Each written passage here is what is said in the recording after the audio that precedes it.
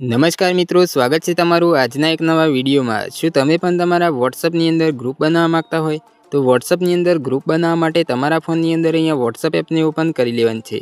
WhatsApp app open થઈ જાય પછી તમને અહીંયા ખૂણામાં એક પ્લસવાળું ઓપ્શન જોવા મળશે, ત્યાં તમારે એકવાર ક્લિક કરી દેવાનું છે। એટલું કરશો એટલે તમને અહીંયા પહેલા જ નંબર ઉપર ન્યૂ ગ્રુપ લખેલું દેખાતું હશે, ત્યાં તમારે એકવાર ક્લિક કરી દેવાનું છે।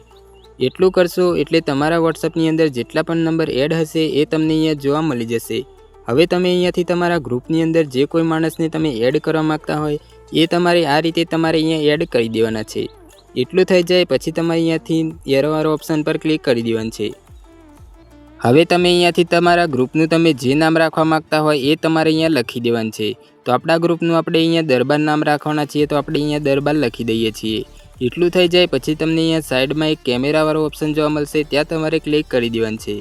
એટલું કરશો એટલે તમને અહીંયા નીચે ગેલેરીવાળો ઓપ્શન તમને જોવા મળશે, ત્યાં તમારે ક્લિક કરી દેવાનું છે। હવે તમારા ગેલેરીના અંદર તમારા જેટલા પણ ફોટા હશે એ તમને અહીંયા જોવા મળી જશે। હવે તમે અહીંયા તમારા ગ્રુપની અંદર જે કોઈ પ્રોફાઇલ ફોટો લગાવવા માગતા હોય એ તમારે અહીંયાથી સિલેક્ટ કરી લેવાનું છે।